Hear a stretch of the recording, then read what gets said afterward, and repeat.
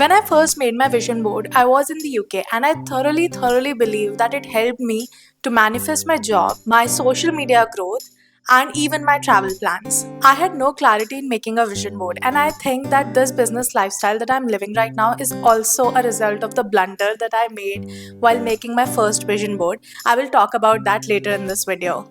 The thing is, there are only a few people who are actually clarifying the doubts that we all have regarding making a vision board. So for this video, I did a Q&A on my Instagram asking you all about the common doubts and fears and observations that you have with the vision boards. And in this video, I intend to answer all of them.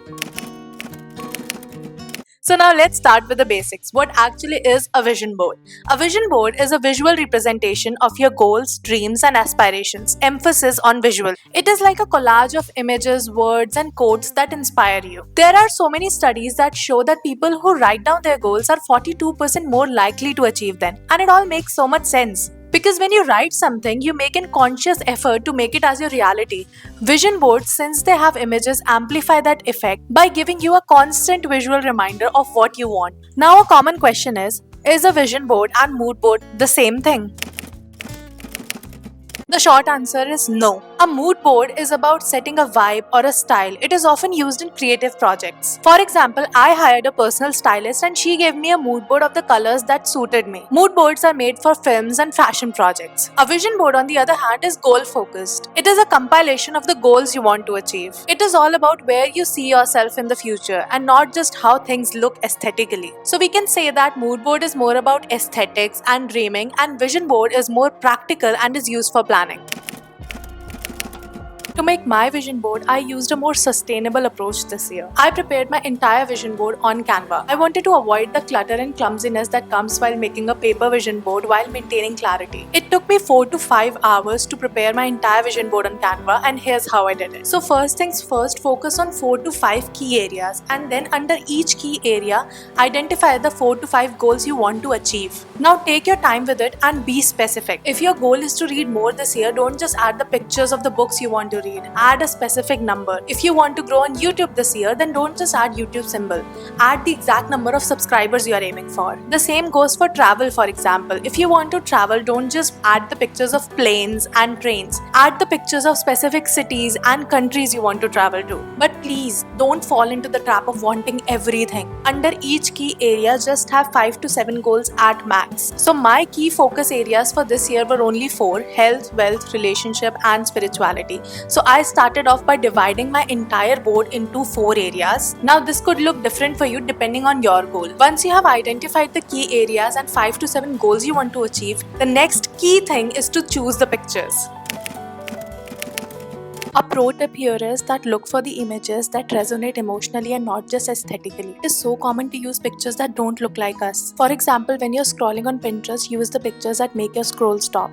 Focus on your skin tone and your hair as well. If I put up a picture of a blonde girl with straight hair, I'm never gonna relate to her. So of course, I need pictures of girls with dark hair and wheatish skin tone to be able to relate more. I hope you get what I mean, right? It has been proven that visualizing your goals just increases the motivation and chances of achieving your goals. So while searching for images, use platforms like Pinterest. That's my go-to platform to find inspiration. But you can also use Unsplash, and you can also use magazines if you are still going ahead with the paper and glue idea of making a vision board. Now the blunder that I made while making my first vision board was adding the images of a CEO women when I was working in a job. My entire vision board was filled with the images that resonated more with a businesswoman, boss babe, or someone who is just on her entrepreneurial journey.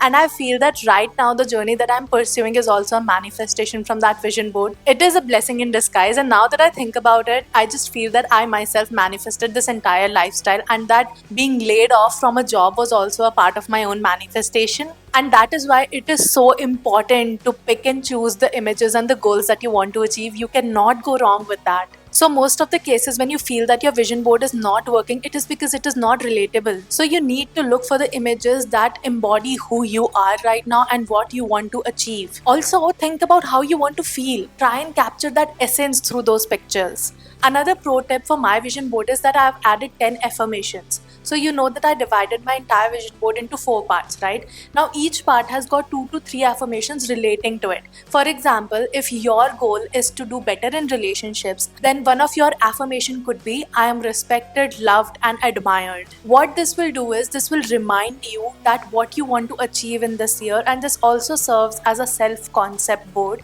wherein you have already created a concept of your future self, and now you are reminding yourself about it every single day. And because you're reminding yourself about it every single day, you are trying to live up to it, eventually making it your reality. Now, finding a right vision board spot is so important. Choose a place where you can see it daily, like your bedroom wall or your home office. Some people also worry about other people seeing their board, but if I were you, I wouldn't fret about it. Studies show that sharing your goals with supportive community, family and friends increases the chances of your success by 33%. So I feel that it is okay that if others see your vision board, but just make sure that it is at a place where it inspires you and not distract you. I wouldn't want to have a vision board in my kitchen.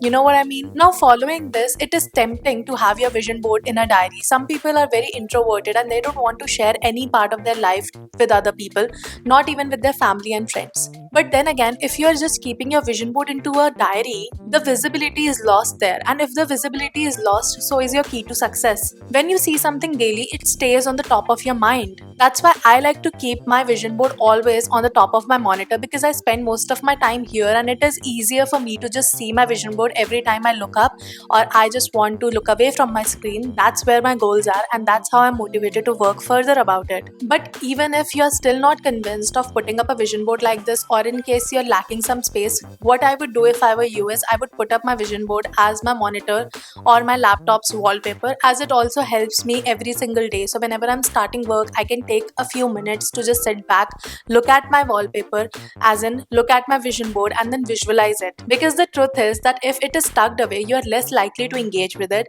and you're less likely to visualize it, and it is less likely to become a reality. So yes, it is absolutely necessary that you keep your vision board at a place where you can see it every single day.